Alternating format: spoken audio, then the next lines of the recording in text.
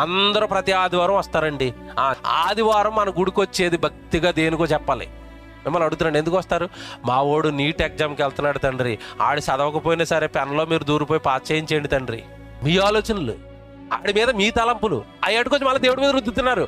దేవా నా కొడుకును సంశయంలో పుట్టించారేమో తండ్రి, నువ్వు మీకు వదిలేస్తాను తండ్రి, సేవ చేయించుకోండి తండ్రి అంటది. ఏ తెల్లన్నా నీటికి వెళ్తున్నాడు తండ్రి, ఎంటెక్కి వెళ్తున్నాడు తండ్రి, బీటెక్కి వెళ్తున్నాడు తండ్రి, ఆ టెక్కలన్నీ మెడలో వేసుకుని పాతాళానికి పోతాడు తండ్రి.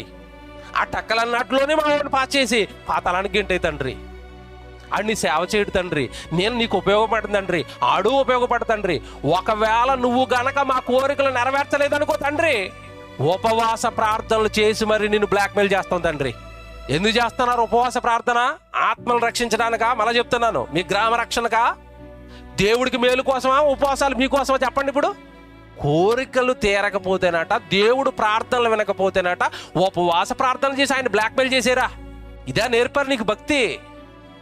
ఒరిజినల్గా చేసే వాళ్ళ గురించి నేను మాట్లాడటం లేదు. నీ యథార్థత ఏంటో లేదా నీది వేషధారణో వాక్యం ఏంటన్నా నీకు తెలుసు. ఎందుకంటే నీ మనసు నాకు తెలియదు కదా, ఆయనకి తెలుసు అందరమే. నువ్వు ఏ ఉద్దేశంతో వెళ్ళావు ఉపవాసానికి? నా జీవితం బాగోలేదు తండ్రి, మా కుటుంబం నిండా పాపాలు తండ్రి, మా పాపాలకు అడుగు తండ్రి, మమ్మల్ని పరిశుద్ధం చేయి తండ్రి, మేము పరలోకానికి రావాలి తండ్రి, మా భక్తి జీవితాన్ని మెరుగు చేయి తండ్రి. లేదా నేను ఉపవాసం ఉంటాను తండ్రి, పక్కోడి కోసం ఉపవాసం చేస్తున్నాను తండ్రి, నేను నీకు మొరపెడతాను తండ్రి, వాడిని మార్చు తండ్రి. ఇవేమైనా ఉన్నాయని చెప్పండి, ఇవేమైనా ఉన్నాయా? ఆయనకు మహిమ, ఆయనకి కీర్తి, ఆయనకు ఘనత, ఆయనకు ఏమన్నది ఆనందాన్ని తెచ్చేవి ఏమి మన జీవితాల్లో?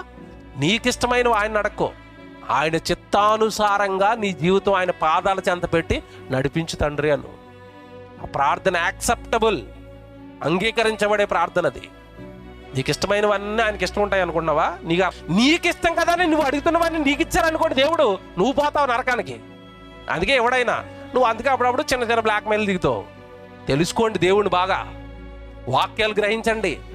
మన పుట్టింది మన కోసం కదండి, ఆయన మహిమకు కీర్తి తీసుకొని రావడానికి పుట్టారు. మళ్ళా చెప్తున్నాడు, ఆయన కోసం పుట్టాం. మళ్ళా చెప్తున్నాడు, ఆయన కోసం పుట్టాం.